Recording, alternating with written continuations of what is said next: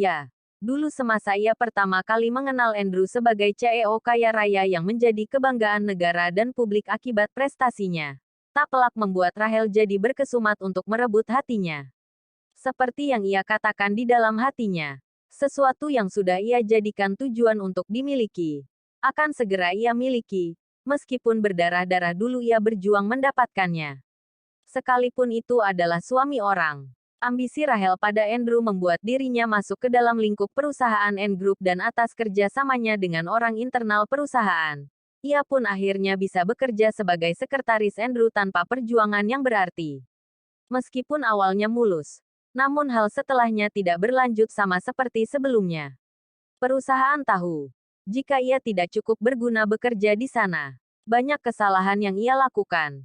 Mulai dari hal terkecil, kelupaan sesuatu hingga jadwal meeting yang ngaco. Semua berantakan akibat ulahnya. Rahel mulai tidak betah bekerja di sana. Ia dijadikan bahan perbincangan para karyawan lain. Ia hampir ingin menangis. Lalu Andrew secara tiba-tiba mendatanginya yang sedang mengumpet di bawah meja seperti anak kucing. Kemudian Andrew menawarkannya sebuah sapu tangan. Mulai dari saat itu, Rahel pun jatuh cinta pada Andrew. Dirinya yang semula hanya memiliki ambisi untuk mencuri perhatian Andrew jadi memiliki keinginan kuat untuk merebut cinta Andrew dari Alika. Perjuangan berdarah-darah pun ia lakukan. Ia lancarkan skema dengan sangat baik sesuai skenario yang ada di otaknya. Hingga pada akhirnya, pria itu bertekuk lutut di bawah kakinya. Menjadi miliknya seorang. Menjadi suaminya kini. Menjadi ayah dari bayi yang sedang dikandungnya. Jika saat ini Alika kembali dapat merebut hati Andrew darinya, sungguh ia sangat tidak rela. Apalagi kedua orang tua Rahel begitu membanggakan anak perempuan satu-satunya itu karena bisa menikahi seorang konglomerat yang menjadi salah satu kebanggaan publik itu. Ia mencintai Andrew dan telah berhasil merebutnya dari Alika. Semua perjuangan itu tidak boleh tersia-siakan begitu saja. Tiba-tiba Rahel bangkit dari kursi yang ia duduki. Semua yang sedang berkumpul dengannya pun terkejut. Apalagi ketika Rahel sudah memakai tas bahunya seakan berniat pergi. Lo mau kemana Hel? Tanya Gina curiga. Ke sarang serigala. Ucap Rahel langsung pergi meninggalkan mereka. Di lain tempat, Alika tampak berdiri di antara kumpulan para karyawannya. Di sebelahnya Albert terlihat menemaninya dengan setia. Jika ditanya, apa alasan mereka berkumpul di sana? Jawabannya adalah, ini merupakan aksi balas dendam Alika kepada mereka yang membicarakannya di belakang seputar gosip hangatnya perihal suami bayarannya.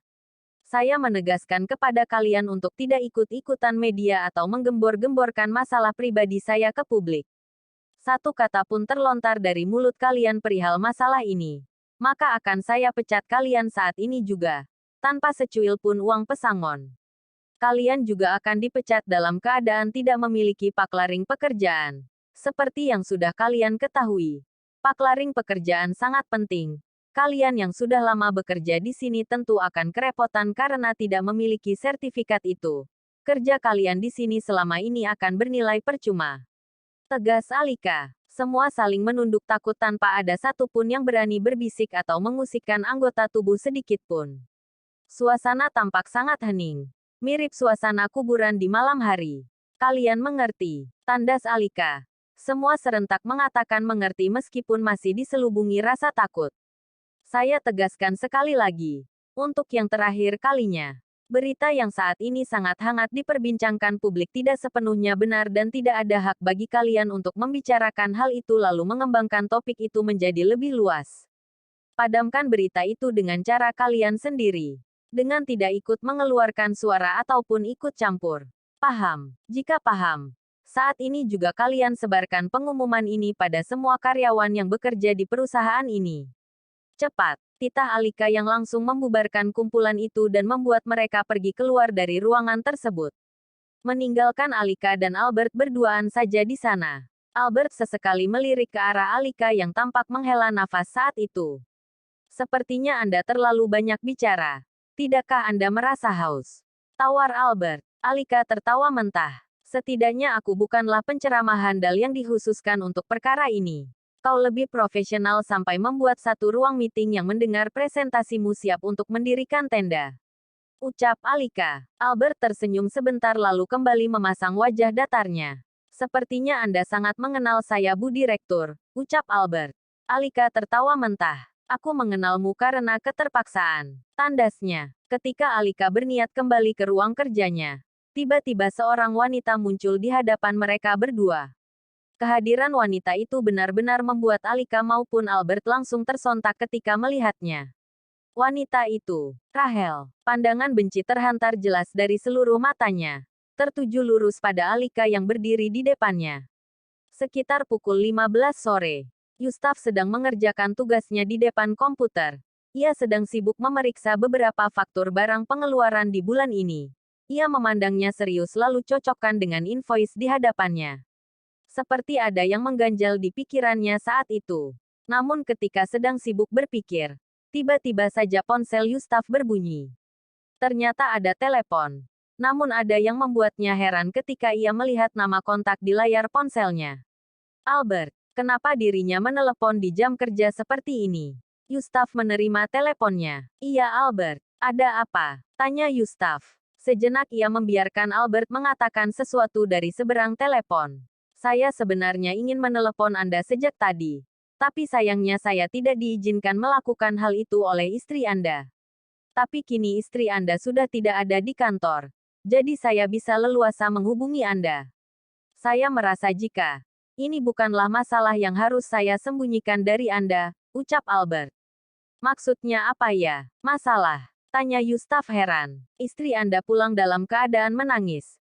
2 jam yang lalu dirinya bertengkar hebat dengan... Petik 2. Yustaf tersentak ketika mendengar perkataan lanjutan dari seberang telepon. Ia langsung bangkit detik itu juga dan ambil tas serta jaketnya. Dia pergi detik itu juga dari kantornya. Sepanjang perjalanannya mengendarai motor menyusuri jalan raya, Yustaf terlihat cemas. Ia sangat mengkhawatirkan istrinya yang sampai dibuat menangis oleh 2 orang itu. Bahkan teringat kembali perkataan Albert tadi. Istri Anda pulang dalam keadaan menangis. 2 jam yang lalu dirinya bertengkar hebat dengan istri dan mantan suaminya, Rahel serta Andrew. Mereka mengucapkan perkataan yang sangat menyakitkan hati istri Anda, hingga membuatnya memutuskan untuk pulang cepat hari ini, dalam keadaan seperti itu. Petik 2. Yustaf semakin mempercepat kecepatan motornya. Ia hanya ingin secepatnya sampai ke rumahnya. Memastikan jika istrinya dalam keadaan baik-baik saja. Coba memberitahu jika ada bahu yang bisa digunakannya untuk bersandar. Beberapa jam sebelumnya, Rahel menatap tajam Alika yang tampak heran ketika ditatap seperti itu. Kenapa Rahel bisa ada di sini? Putuskan kerja sama perusahaanmu dengan perusahaan suamiku. Pekik Rahel. Alika tersentak. Apa? Bagaimana bisa? Kontrak kerja kami kan selesai 2 tahun lagi. Tandas Alika. Rahel tertawa mentah. Kayaknya Mbak benar-benar memanfaatkan banget ya momen seperti ini. Untuk mendekati Mas An. Mbak melakukan segala cara termasuk menggunakan kerja sama antar perusahaan sebagai alat untuk merebut kembali Mas An dari aku. Tandas Rahel. Alika mengernyitkan dahi. Omong kosong apa yang barusan dia katakan. Masih belum mau ngaku. Oh atau Mbak malu karena di sini ada Albert. Tanda seru petik 2. Tanya Rahel yang ikut melibatkan Albert di sana. Yang sejak tadi terus menonton apa yang mereka berdua perdebatkan. Tunggu. Kamu ini kenapa sih? Datang-datang udah bicara ngaco kayak gini. Tiba-tiba bilang ingin memutus kontrak kerja sama lah. Kamu pikir memutuskan kerja sama yang sudah terjalin cukup lama itu mudah? Kamu sendiri pernah kan bekerja sebagai sekretaris. Harusnya kamu tahu masalah sesimpel ini. Tandas Alika. Kan, Mbak bisa banget kan ngelesnya. Hanya karena Mbak pintar dalam mengelola perusahaan. Lalu Mbak coba memainkan skema licik di belakang.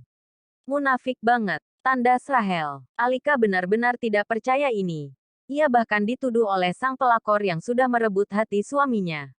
Apakah dia tidak pernah ngaca? Jika dialah yang sudah menghancurkan rumah tangga orang. Dan lantas sekarang wanita ini melontarkan kata penuduhan yang seharusnya dirinya katakan. Siapa sebenarnya yang merebut siapa? Tandas Alika. Enggak usah nyangkal. Mbak itu penuh manipulatif. Yang sukanya cari perhatian suami orang. Pantes aja Mas An cerai sama Mbak. Di samping Mbak nggak bisa punya anak. Mbak itu licik. Pantes Tuhan enggak pernah ada di sisi Mbak. Pekik Rahel yang langsung merasakan sakit di area perutnya. Alika serasa dihujam ribuan tombak. Bahkan perkataan itu, seperti terngiang di dalam kepalanya, yang tanpa sadar membuat air matanya menetes.